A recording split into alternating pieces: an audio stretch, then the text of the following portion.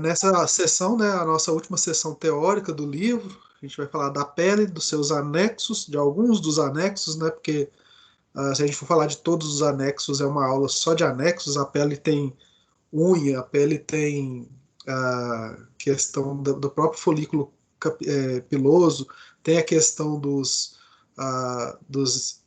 receptores, né, de vários receptores, então são muitos anexos, a gente vai falar de alguns deles, principalmente como a gente está falando de desodorante e antitranspirante, a gente vai focar na questão das glândulas, né, sudoríparas, né, a questão do suor.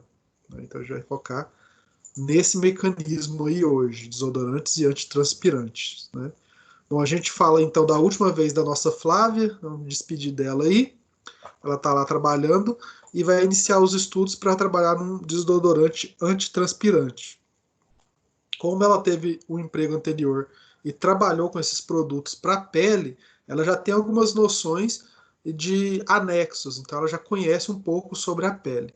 Ela levantou as seguintes questões para elaborar um desodorante. Tá?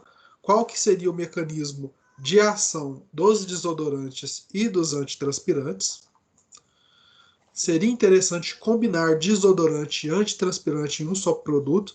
Lembrando que essa já é a segunda combinação que a gente faz, né? A primeira foi shampoo com condicionador. A gente viu que pode ser feito uma mistura de dois produtos para resultar um 2 em 1 shampoo e condicionador. Hoje a gente vai tentar juntar desodorante a antitranspirante. Né? E a fragrância, coisa que a gente viu na nossa primeira aula, nas nossas primeiras aulas, volta agora para a gente estudar ela na questão da desodorização. Seria ela algo importante para um novo produto ou poderia ser também algo sem cheiro? Né? Então essas questões aí estão abertas para a gente tentar responder com essa aula. Né? Bom, na nossa vida atual, né, não tem essa pessoa que não se veja na obrigação de utilizar um produto de higiene pessoal. Né? Então, ficou faltando ainda alguns produtos que a gente poderia ter falado ainda na cosmetologia, como, por exemplo, os cremes dentais, né, os dentifrícios, que são um tipo de higiene pessoal, e vários outros. A cosmetologia ela é muito grande. Indico para quem gostou da disciplina ou gostou da, da, da, da, das questões que foram levantadas nas nossas aulas, buscar depois da graduação uma pós-graduação em cosmetologia, porque a cosmetologia ela é muito ampla. Ela fala de várias coisas que a gente não consegue falar em um só semestre. E esses produtos são muito importantes para a nossa vida atual. Eles fazem parte da nossa relação com a saúde. E principalmente agora, depois desse momento de pandemia, as pessoas estão buscando cada vez mais os produtos de higiene para tentar estar mais limpo possível, né, e evitar contaminações e evitar doenças. Né? Eu acho que depois que a gente passar essa pandemia, o foco no cosmético será realmente produto de higiene pessoal e produtos que possam evitar que transmissões virais aconteçam com maior facilidade. Tá? Mas dentro disso a gente tem os desodorantes e os antitranspirantes, né, que estão aí incluídos nessa lista, né, para dar embelezamento e bem-estar para as pessoas. Tá? A função dos dois, então, é minimizar as consequências desencadeadas pelo suor. Tá? Então, esse líquido aí liberado pelas glândulas sudoríparas pode causar alguns problemas. Tá? Nas funções principais do suor estão a regulação da temperatura corporal. Tá? Não só da temperatura corporal, mas também na liberação de algumas toxinas do corpo. O suor, assim como a urina, ele excreta alguns produtos e subprodutos do nosso metabolismo que muitas vezes não são utilizados por nós. Né? Então, o suor tem essa função de excretar, mas também de regular a temperatura e resfriar o nosso corpo. Tá? Isso causa alguns inconvenientes, mas não vou falar sobre eles agora. A gente vai fazer um breve histórico de como surgiram os desodorantes e antitranspirantes. Eu acho interessante assistir filme de época, tá? As pessoas com essas roupas enormes, tá? E nessa época não tinha a tecnologia nem os produtos que nós temos hoje. Tá? Imagina o cheiro dessas pessoas. Eu acho que se a gente pudesse voltar ao passado, numa máquina do tempo, e chegar nessa época aí de roupas espalhafatosas e poucos produtos para evitar a sudorese, a gente não ia achar um cheiro muito legal. A gente ia encontrar cheiros ou odores bem fortes e bem ruins para o nosso olfato atualmente. Né? Para o olfato da época, lógico que seria coisas aceitáveis. E uma coisa que me deixa bem intrigado seria os beijos de novela. Né? O pessoal com aquele dente branquinho, né, se beijando numa época que não tinha nem creme dental. Né? Então, o odor corporal ele sempre foi muito forte e sempre foi um problema. Só que a gente foi evoluindo e hoje a gente não aceita mais, né, coisas tão fortes e, né, hoje seria um desleixo a pessoa sair sem um desodorante ou sem um antitranspirante. Tá? Mas a preocupação com isso vem de muito antes. Aí a gente vê na imagem, né, cerca de 1500 anos antes de Cristo, tinham-se resinas aromáticas que eram misturadas a gorduras animais e aplicadas no corpo. Né? Então pegava aquela banha de porco, né, ou alguma banha animal, misturava ali resina com cheiro para dar um odor melhor no corpo. Na Idade Média, fazia-se o uso de sachês ou bolsas aromáticas nas axilas. Então essas roupas muito grandes, elas tinham como se fosse grandes sacolas embaixo do braço, onde colocavam ali alguns bolsas aromáticas para disfarçar o cheiro. Né?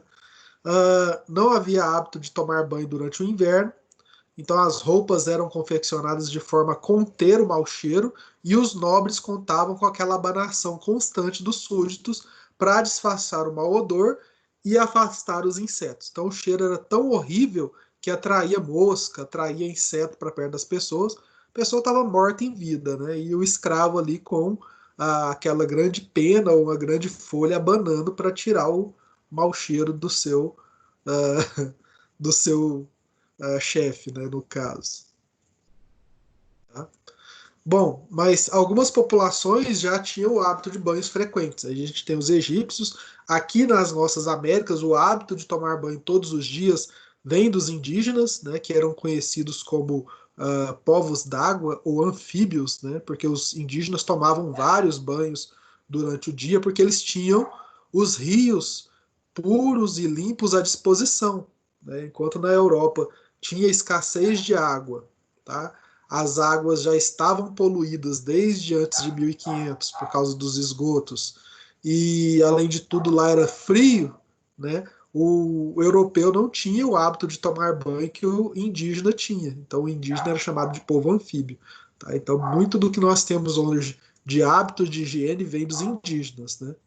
Na época do Império Romano, para evitar o mau cheiro produzido pelas axilas, os homens colocavam almofadas aromatizadas debaixo das axilas para diminuir o odor provocado. E durante a história também tem relatos de que a Índia utilizava pastas, talcos, sabões e outros produtos para amenizar os cheiros emitidos pelo corpo. O interessante do talco é que ele absorve umidade, né? Então o talco ele consegue aí retirar um pouco do líquido das glândulas sebáceas. Seria um efeito antitranspirante, né? Para diminuir a transpiração. Tá? Mas ainda bem que tudo evolui e a gente tem algumas evoluções, tá? E ali no começo do século XIX, né, começou a surgir esses cosméticos com finalidade desodorante e antitranspirante, tá? Primeiro desodorante que existiu era a base de óxido de zinco, tá? E a gente conhece ele hoje por esse produto aqui, tá? Minâncora. Se vocês olharem ali na composição da minâncora, né, ela tem cloreto de benzalcônio, 0,05 gramas por gramas, óxido de zinco e cânfora, que seria para dar aquele cheiro mentolado. Então seria aí o nosso primeiro desodorante comercial, que existe até hoje aí, a pomada minâncora, né? Ela é bem conhecida, né? No século XX começou a surgir as soluções de cloreto de alumínio, e aí eram aplicados com um suave de algodão. Tá? Também foi empregado como ativo para esse tipo de formulação o cloreto de ferro. O sulfato de alumínio fez parte desse tipo de formulação na década de 30 também. Nos anos 40, começaram a estabelecer uma conexão entre as bactérias nas axilas e o mau odor, e aí começaram a perceber que o suor em si ele não é o mau cheiro da pessoa, o mau cheiro seria as bactérias que consomem aquele suor ali e liberam produtos com cheiros ruins. Até a Segunda Guerra, esses produtos eram considerados caros, não eram acessíveis para a maioria da população, assim como os filtros solares. Parece que as guerras vêm para baratear produtos, né? Então veio a Segunda Guerra, a gente falou disso na questão dos filtros solares, que depois da Segunda Guerra eles se tornaram mais acessíveis também. Os cosméticos em si se tornaram mais acessíveis. Nos anos 50, a secreção sudorípara apócrina foi considerada o principal substrato para as bactérias. Nos anos 60, aerosóis foram disponibilizados no mercado. Nos anos seguintes, foi proibido usos de sais à base de alumínio e zircônio, que poderia produzir granulomas nos pulmões. Então, até os anos 60, alguns produtos desodorantes causavam sim câncer pulmonar, né, porque abaixo das axilas é uma região muito próxima aos pulmões, e produtos à base de metal e metal pesado poderiam ser utilizados ali e causar grandes problemas nos pulmões. Então, por isso que criou-se esse estigma. Não sei se vocês já ouviram falar de que desodorante causa câncer. Até os anos 60 poderia sim causar, mas a partir daí as formulações foram mudando para formulações melhores, tá? Nos anos 70 começou a ganhar popularidade o triclosan, que é utilizado até hoje, é um ativo desodorante dos mais utilizados nas formulações, os complexos de cloridrato de alumínio e o zircônio tamponados, né, para evitar que eles fossem absorvidos pela pele. Nos anos 80, os produtos ativados entram nas composições de formulações antitranspirantes. Nos anos 90, surge a ideia de usar ativos encapsulados que absorvam umidade, e o bicarbonato de sódio é adicionado para aumentar a eficácia desodorante. Então a gente tem aí. Tá? Mas como é que funciona esse mecanismo? Como é que são os anexos da pele? Né? Para a gente entender isso, a gente tem que entender a dimensão, tá, do que a gente está trabalhando. A gente tem em média de 2 a 4 milhões de glândulas sudoríparas que vão expelir ali cerca de meio litro de suor por dia. Então a gente acha que expele pouco suor, eu suo pouco, né? Mas de pouco em pouco você perde pela sudorese quase que uma garrafinha de coca daquelas de 600 ml. Então você perde meio litro de suor por dia, tá? E essas glândulas são classificadas em dois tipos. A gente tem as glândulas sudoríparas apócrinas e as écrinas, tá? As écrinas estão bem distribuídas pela pele. O suor resultante desse tipo de glândula é hipotônico, neutro, ácido, incolor e sem cheiro. É um dos mecanismos principais para controle térmico do corpo. As glândulas écrinas são aquelas menorzinhas. Elas estão espalhadas em todo o nosso corpo. Nos braços, na testa, no peitoral, nas costas. Já as apócrinas são aquelas glândulas localizadas nas axilas, na região genital, nos seios, no couro cabeludo, ao redor dos olhos e orelhas. O suor produzido por essas glândulas também é leitoso e também é sem cheiro, é leitoso. Né? As glândulas apócrinas, as glândulas que estão próximas às regiões sexuais, elas, quando elas liberam o suor, elas às vezes arrebentam e liberam parte do líquido intracelular. Por isso que o suor dessas glândulas ele é um pouco mais viscoso do que o suor das glândulas écrinas, né? Então, as apócrinas, elas têm essa, essa, essa diferenciação de produzir um suor um pouco mais viscoso. Mas as duas glândulas, por mais que a gente pense, o suor da virilha fede mais do que o suor da testa, ou o suor das axilas tem um cheiro pior do que o suor das costas, tá? É porque essas glândulas, elas são um substrato maior para as bactérias que ali estão se alimentarem. Como elas arrebentam parte do seu líquido intracelular e liberam isso ali de forma mais viscosa, as bactérias conseguem se alimentar mais dessas glândulas. Além do que, as glândulas apócrinas liberam algo chamado feromônio, que seria aquele cheiro sexual produzido por todos os animais, né? Então, é algo que aí está ligado também à questão do acasalamento dos animais, né? Então, essas glândulas apócrinas, elas liberam esses feromônios, por isso o cheiro dela também, misturado, lógico, com as bactérias, tem um cheiro mais forte. Diferenciando, então, desodorante de antitranspirante, tá? Pelo nome, eu acho que todo mundo consegue entender bem. Desodorante, então serve para desodorizar, tirar o odor, tá? Então você tem aí algo que é feito que vai neutralizar o odor ou amenizar o odor. Pode ser, inclusive, uma fragrância com um cheiro mais forte do que o mau cheiro que está ali do odor. Então, o desodorizante ele vai mascarar o odor, certo? O antitranspirante, né, aqui o mecanismo seria reduzir a transpiração. Antitranspiração, tá? E ele pode ser chamado também de antiperspirante. Pode ser chamado de antitranspirante ou antiperspirante. Então, desodorante, tirar o odor, diminuir o cheiro. Antitranspirante, tirar a sudorese, diminuir a sudorese, minimizar a transpiração, certo? Aqui a gente tem o mecanismo de ação do antitranspirante, tá? A gente aplica o antitranspirante, né, em cima ali glândula uh, da glândula da glândula sudorípara, tá? E ele vai se dissolver no suor, formando um gel que vai tampar ali a glândula sudorípara. Então vai impedir que a sudorese saia. E aí vai ficar tampado ali até quando? Até você tomar um banho e retirar esse antitranspirante. E aí quando você tira, você libera também o suor que ficou preso ali durante o dia.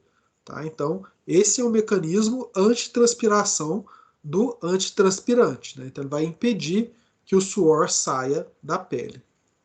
A gente tem algumas perturbações da sudação, né? Alguns problemas que podem aumentar a sudorese. Né? Então, a gente tem a formação do odor, que seria uma das perturbações. Tá?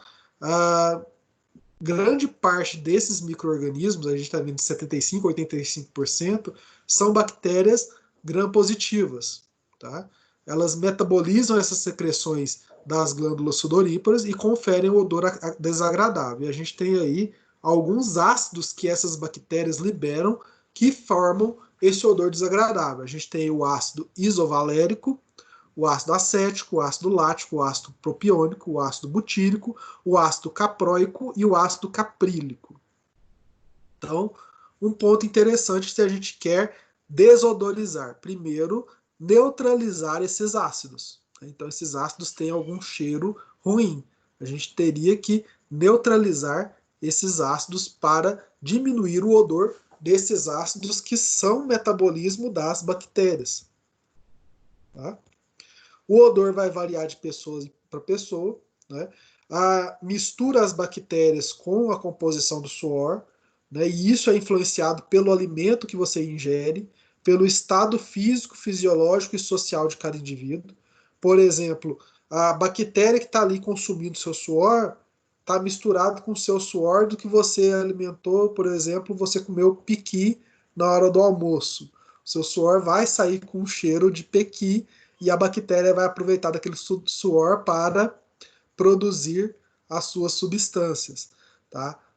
Pode ser o cheiro de alho, de pimenta. Esses alimentos que são mais fortes e mais temperados aumentam o cheiro do seu suor, né? Ele sai pelo suor e aí a bactéria mistura ali e faz o cheirinho característico de cada pessoa, tá?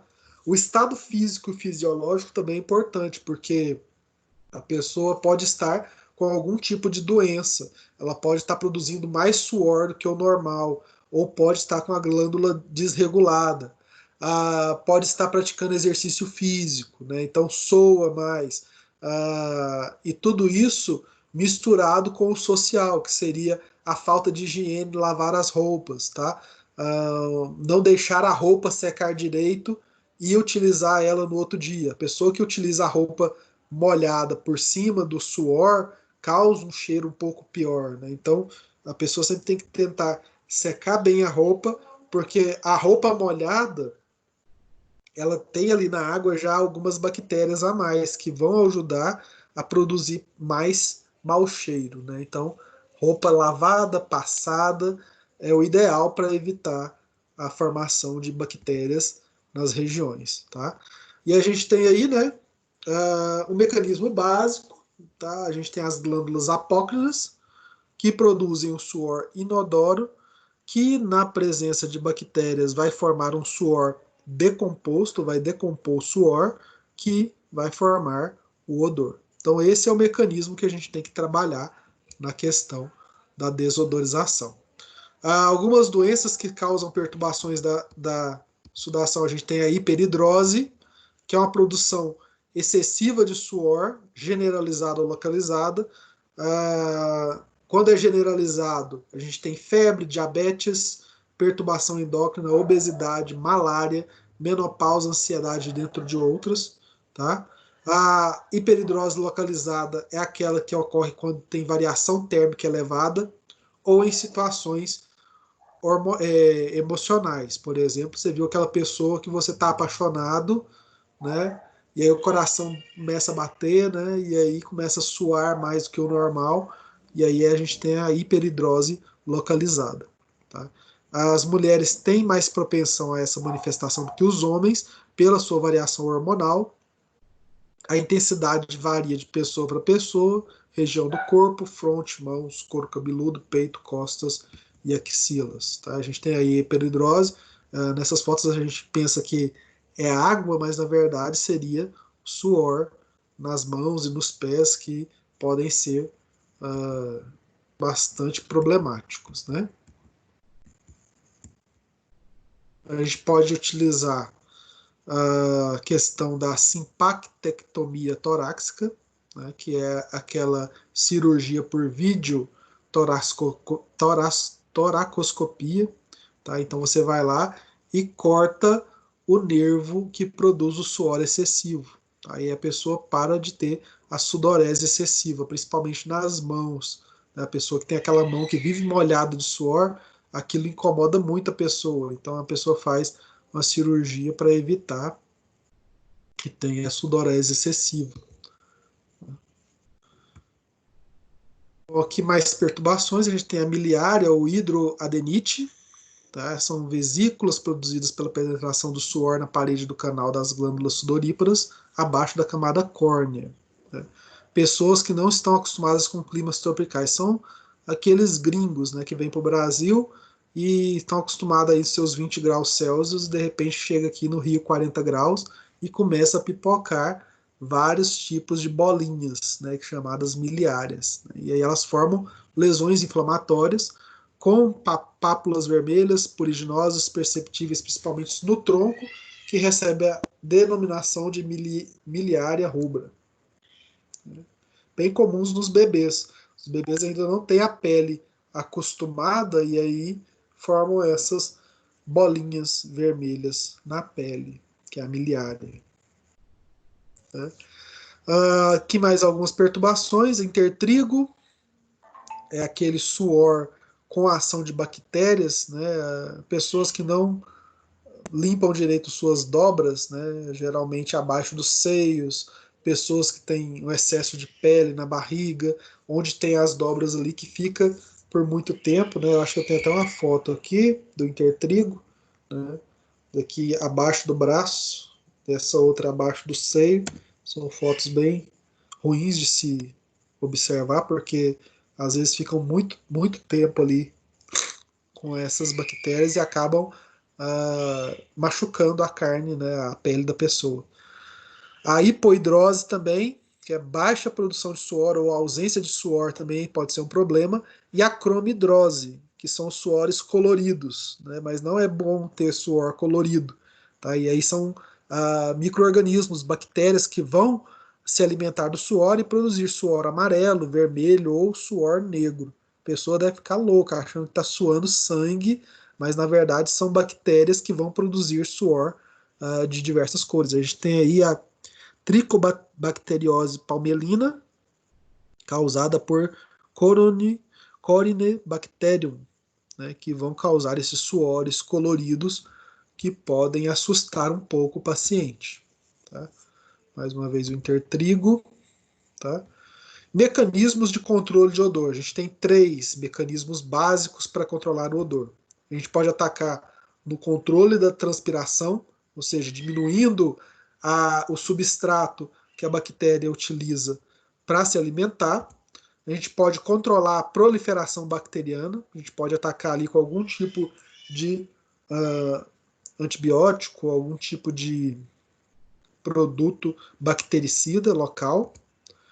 E o terceiro mecanismo seria mascarar ou remover o odor formado. Desculpem aí que não apareceu direito. Deixa eu ver como eu vou resolver isso aqui. Só um minutinho.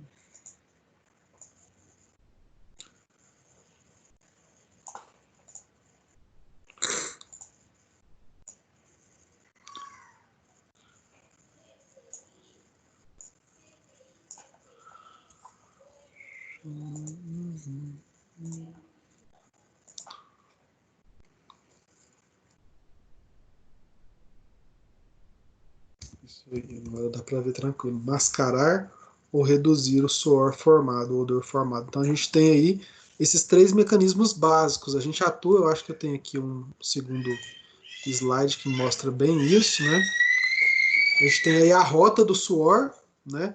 Secreção apócrina e écrina, e aí a gente atua ali controlando a transpiração, a gente quebra o mecanismo já de cara, né? A gente atua aqui impedindo ou diminuindo a transpiração.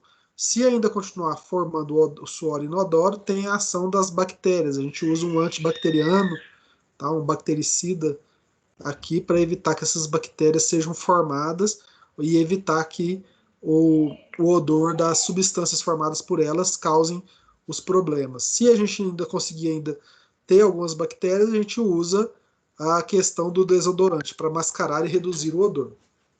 Tá? Então, falando de maneira geral, o antitranspirante ele seria um desodorante indireto, porque ele já atuando na transpiração, ele evita a formação do odor pela bactéria. O antibacteriano, ou o bactericida, o bacteriostático, já seria também um desodorante indireto, tá?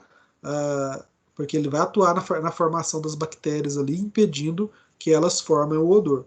E o desodorante direto seria a fragrância ali no suor decomposto, né, para mascarar o mau odor.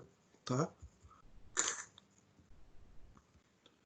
Aqui a gente tem só a questão do decreto da Anvisa de 1977, do que é antitranspirante ou antiperspirante. Né? São produtos destinados a inibir ou diminuir a transpiração, podem ser coloridos ou perfumados, apresentando em formas e veículos apropriados, bem como associados aos desodorantes. Então, desde 77, a Anvisa já permite aí a mistura dos 2 tipos de produtos, né? Transpiração e desodorização. Tá? Por reduzir a secreção de glândulas sudoríparas, écrinas e apócrinas, portanto, água e nutrientes, esses produtos inibem o crescimento bacteriano e funcionam como desodorantes indiretos, foi aquilo que eu falei, E os sais de alumínio também exercem ação antibacteriana, principalmente em bactérias gram-positivas. Aqui a gente tem alguns tipos de antitranspirantes. Temos o cloreto de alumínio, tá? Tem boa eficácia, causa irritação de pele, manchas e danos aos tecidos devido ao pH de soluções que estão aí nesse composto. Cloridratos ou cloridróxidos de alumínio também podem ser utilizados, né? Eles têm um pH mais próximo ao da pele, provoca menor efeito de destruição de tecidos, né? Então é um produto também que pode ser utilizado como antitranspirante, né? O desodorante em si, já falamos sobre isso, ele mascara o odor gerado da ação das bactérias sobre os componentes do suor. E aqui algumas substâncias desodorantes, bicarbonato de sódio e potássio, que atuam como ácido ou base fraca. Tá? Então, odores em sua composição, grande quantidade de ácidos voláteis que podem reagir com bicarbonato, formando outros odores ou subprodutos menos odoríferos. Então, o bicarbonato de sódio, ele vai ali neutralizar aquele ácido, né, e vai diminuir o mau cheiro do ácido que foi feito pela bactéria. A gente pode usar um sequestrante de ferro, né, diminuindo o ferro 3, nutriente da bactéria, com o uso de dietileno triamino pentacético, DTPA, capaz de diminuir o crescimento bacteriano na pele e apresenta sinergia quando associado ao butil hidroxitolueno. Então, sequestrante aqui é interessante para evitar as nutrientes da bactéria. Nós temos aí o farnesol, que é um óleo essencial encontrado em várias plantas, como camomila, citronela, laranja, atilha e o sândalo. Tá? O farnesol está aí. Ativo desodorante, concentrações de 0,1 a 0,3% e propriedades bacteriostáticas. Inibem bactérias responsáveis pela decomposição do suor. Tá? Várias plantas cítricas têm o farnesol, né? Por isso que os antigos tinham aquela ideia de passar um limãozinho embaixo do braço para retirar o cheiro. O etanol ele já é também bastante utilizado como bactericida, né, e bacterostático na questão do álcool 70, aí a gente está vendo muito ser utilizado e ele faz esse processo nos desodorantes, principalmente aqueles que têm algum tipo de álcool nas suas formulações, mas ele evapora muito rápido, então ele precisa de algum outro produto para evitar que ele evapore rápido. Então a gente tem a glicerina e o propileno glicol associados para diminuir a evaporação. Tá? É o mesmo mecanismo que a gente usa nas mãos. O álcool gel ele é em gel, principalmente para evaporar mais lentamente e dar tempo de matar as bactérias. Tá? Um dos mais famosos, que é o triclosan, se você buscar vários produtos de sabonete a desodorante, você pode olhar ali na formulação que ele tem o triclosan. Triclosan é o 2,4,4-tricloro 2-hidroxidifenil éter, é um bisfenol com amplo espectro de ação antimicrobiana, então ele é um antimicrobiano bem utilizado nos cosméticos, age contra a bactéria, mas também tem uma açãozinha aí antifúngica e antiviral. Tá? Então, é um produto utilizado até para diminuir a proliferação de vírus, que é o triclosan, aí, que é um cosmético bastante utilizado. Tá? Aqui entrando em produtos um pouco mais modernos, a gente tem os absorvedores de odor. Tá vendo essa molécula aqui? É como se fosse uma bola de futebol furada. Então, as moléculas entram dentro dessas peneiras moleculares, a gente chama muito disso, né? Peneira molecular, né? E fica preso ali dentro, né? Ela entra e não sai. E isso retém, né, as substâncias fétidas, tá? E aí essa inclusão molecular ou aquela ação desses produtos vão evitar que o odor se prolifere. Temos ainda aí o cloreto de benzalcônico com ação antisséptica, também pega ali bactérias gram-positivas e gram-negativas, né? Melhor eficácia nas gram-positivas. A gente tem o ácido butil octanóico, né, ácido de Guerbet, apresenta propriedades tensoativas e atividade antimicrobiana também, né, então pode associar aí aos produtos e as formas de apresentação. Tá? A gente tem aí várias formas de apresentar o desodorante. Né? Aqui no Brasil, por exemplo, no Nordeste, a preferência é aqueles aplicadores squeeze, que é aquele que você aperta, né, a formulação mais barata, bem mais prática de se aplicar. Então a gente tem aí para líquidos a apresentação em spray, squeeze bottle, que é esse squeeze que vem a tampinha ali, você aperta e ele esguicha, né? O roll-on, que é bastante utilizado, que seria aquele desodorante que tem aquela bolinha e um creme por dentro onde você passa o desodorante, e o aerosol também tá aí para todos. A gente tem formulações semissólidas, que são potes, né, dentro de potes ou dentro de bidas nagas, que são cremes um pouco mais rígidos, e as formulações sólidas, que são aqueles sticks ou bastões. Ah, lembro muito na minha época de adolescente que saiu esses sticks, bastões da Gillette, né, que você rodava e ele subia um pouquinho. Tá? Que lá é igual borracha de sala de aula, né? Você usa ela 3, 4, 5 anos e você não consegue acabar com a borracha. Do mesmo jeito, são esses sticks aí, desodorantes, que até o final do mês ele dura ali e não acaba nunca. Acho que por isso que tiraram do mercado, porque é um produto que durava demais. Tá? Bom, a questão da eficácia. Tá? A gente tem que... os antiperspirantes são produtos de grau 2, então eles precisam de registro para ser comercializados, e os desodorantes estão como grau 1. Mas se você mistura os dois, você precisa de uma registro grau 2, né? Porque você vai usar ali um antitranspirante. Tá? Para avaliação da eficácia dos produtos, pode ser feito teste in vitro ou em vivo. Tá? Alguém aí consegue chutar o teste que é feito para desodorante? Lá, né? Primeiro é o teste de micro-organismo, né? Para verificar se você vai inibir a proliferação de bactérias com o seu desodorante, com o seu antitranspirante. Então, você faz ali uma cultura, deixa uma cultura crescer no controle, né? Ou seja, sem nenhum tipo de produto, e o outro com o desodorante, para ver se tem inibição do crescimento. Tá? E a outra é essa daí, né? Então, a gente tem aí a questão de você pegar uma pessoa e fazer o controle vivo. Você passa desodorante num braço, deixa o outro sem desodorante e vai para uma... deixa eu ver se tem aqui explicação. Não vai ter, não. Vai para uma sauna seca, né, e deixa a pessoa suar. Né, e aí você faz o cheiro do braço com desodorante e o braço sem desodorante. Aí que linda a imagem, né? Bem interessante. Haja trabalho para essas senhorinhas aí ficar sentindo o cheiro. Tá?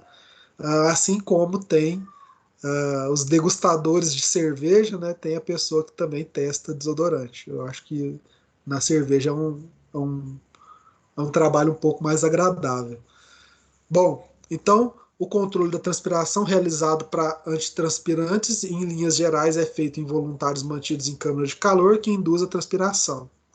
A eficácia do produto é avaliada na comparação da redução da transpiração da área tratada e da não tratada com o produto cosmético em teste, e na comparação do odor basal antes e após o uso do produto. Então, ainda testa a questão da transpiração, né? O braço, a axila com o desodorante, né, com o antitranspirante, e a axila sem o antitranspirante, né, para ver se consegue realmente reduzir a transpiração e o odor antes e depois do uso do produto. Finalizando então nossa situação problema, nossa última situação problema com a Flávia, qual é o mecanismo de ação dos desodorantes e antitranspirantes? A gente viu que a gente tem 3. Mascarar o odor, tá? Então, substância que causam odor, resultando compostos com cheiros mais agradáveis. Para esse mesmo método pode ser utilizado também substâncias que armazena os gases odoríferos no interior de suas moléculas com interações físico-químicas. Então a gente tem esse mecanismo de mascarar o odor. A gente tem o mecanismo de eliminação de bactérias. Então a gente usa aí bactericidas ou bacteriostáticos que bloqueiam a decomposição do suor pelas bactérias. Com isso, a flora bacteriana que iria se alimentar do suor proveniente das glândulas apócrinas será menor e, consequentemente, haverá diminuição do odor desagradável.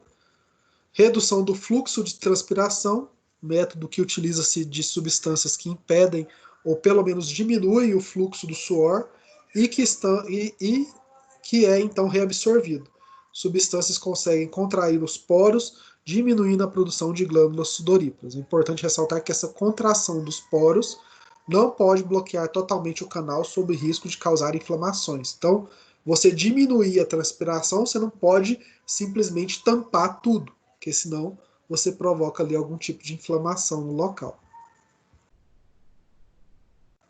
Bom, então, para o projeto do desodorante, Flávia pode estudar o primeiro e o segundo mecanismo, e para o antitranspirante ela deve trabalhar com o terceiro método. Outra questão é, seria interessante combinar desodorante e antitranspirante em um só produto? Sim. Já existe e tem boa aceitação no mercado. Você já faz o controle da transpiração e já alivia ali a questão do odor, do cheiro, né, com desodorante. E nossa última questão seria, a fragrância é algo importante para um novo produto ou poderia ser um produto sem cheiro?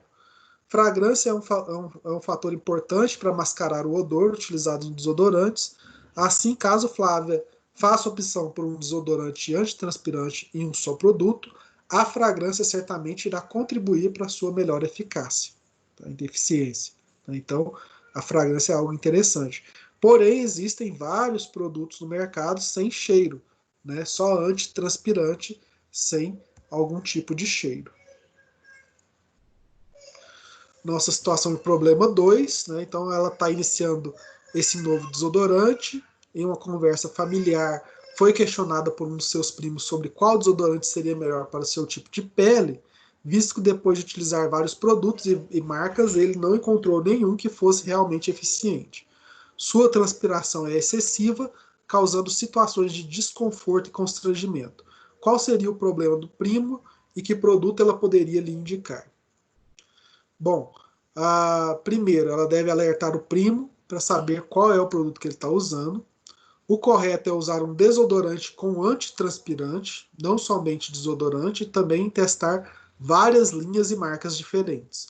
Outra questão é por que ele tem transpiração excessiva. Pode ser um caso ali de hiperidrose. Então ele deve procurar um dermatologista para verificar essa hipótese que demanda um acompanhamento médico para ver se é possível ou cirurgia ou algum medicamento para diminuir a transpiração da pessoa.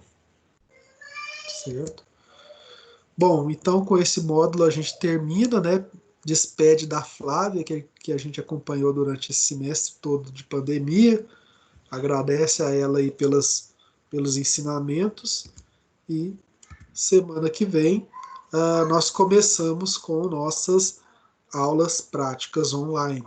Eu vou tentar fazer o máximo possível para trazer para vocês informações relevantes sobre formas de fazer as formulações, né, dicas e alguma coisa assim mais relevante para essas formulações dentro de um laboratório de cosmetologia.